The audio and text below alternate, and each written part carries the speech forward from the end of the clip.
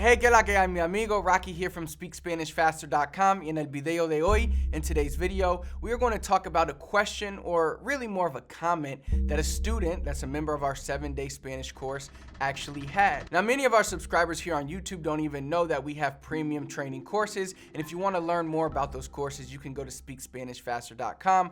I'll pin the link for you in the comments, so don't worry. Anyway, so Paul, he's a member of our regular course and our advanced version of the course, and inside of that course, all members get access to our Speak Spanish Faster member circle where they can interact with me and other members. But here's what Paul had to say in that member circle. I coped well with the original course and I felt good. I signed up to the advanced and find it a lot harder after just a few videos. I feel like I'm doing really good, Rocky, until you ask me to reply. I know I have a lot of vocab in my brain, but at times I freeze up when you ask a question. It is like that in real life. Someone I work with is Spanish, but whenever he tries to start a conversation in Spanish, I panic, even though I know I should be able to reply. I do think, though, this is a fantastic course, and I have recommended it to my family and friends, mi amigo. So first off, thanks, Paul. I truly appreciate the kind words, and I appreciate the feedback because I think this is something that many students need help with. So my response to Paul, and my response to anyone who has this issue of freezing up when trying to speak Spanish with others,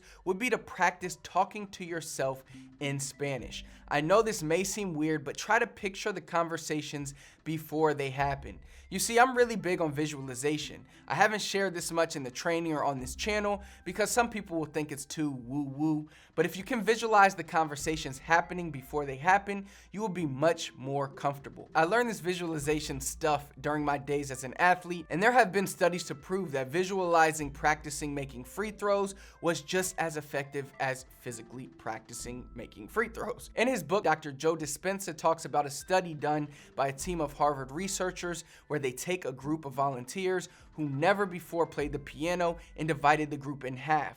One half practiced a simple 5-finger piano exercise for 2 hours a day over a period of 5 days. The remaining half did the same exact thing, but just by imagining that they were sitting at the piano without physically moving their fingers in any way. The before and after brain scans showed that both groups created a dramatic number of new neural circuits and new neurological programming in the region of their brains that controls finger movements, even though one group did so by thought alone. Think about this. The people who mentally rehearsed the actions had brains that looked like the experience had already happened, even though they never lifted a finger. If you were to put them in front of a piano after 5 days of mental rehearsal, many of them would be able to play the exercise they imagined pretty well, even though they had never physically practiced. By mentally imagining the activity every single day, they installed the neurological hardware in preparation for the experience. They repeatedly fired and wired those brain circuits with their attention and intention, and over time the hardware became an automatic software program in their brains, and it became easier to do the next time. So if they were to start to play after 5 days of mental practice, their behaviors would become easily aligned with their conscious intentions because they primed their brains for the experience ahead of time. That's how powerful the mind can be once trained. This same type of feat can be done with visualizing conversations. Visualizing these conversations is just as effective as actually having them. So I would take the time to close my eyes and visualize possible conversations. I think that will help you a lot. You can also practice these conversations when alone. Let's say you're in the car driving somewhere. Well, you can partake in these conversations on your own. Pretend you are talking to someone and play the role of both people. For example, hola amigo, ¿cómo estás? Bien, ¿y tú? Bien, bien. Mira, este fin de semana vamos a tener una fiesta para mi esposa y su cumpleaños. Estás invitado. Me encantaría ir para celebrar. ¿A qué hora quieres que llegue? Bueno, pues empezamos a las 7. Ok, está bien, nos vemos. This conversation I just had with myself is the same thing that you can do on your own. Think about what are some conversations that you would have in English with other people, like coworkers, and then try to put those into Spanish. What would they say to you? How would you respond? What response would be provoked after your response? And try to build out these conversations. Another thing you can do is pretend that you are interviewing yourself. I highly recommend to my students that they watch a lot of interviews with native Spanish speakers.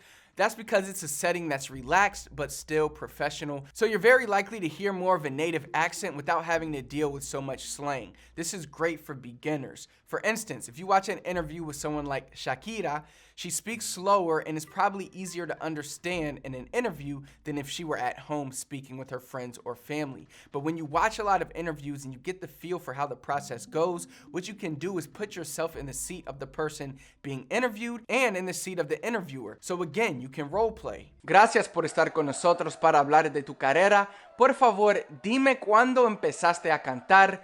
¿Cuándo supiste que ibas a ser cantante? Hola a todos y muchas gracias a ti por tenerme aquí para hablar con ustedes. Muchas gracias.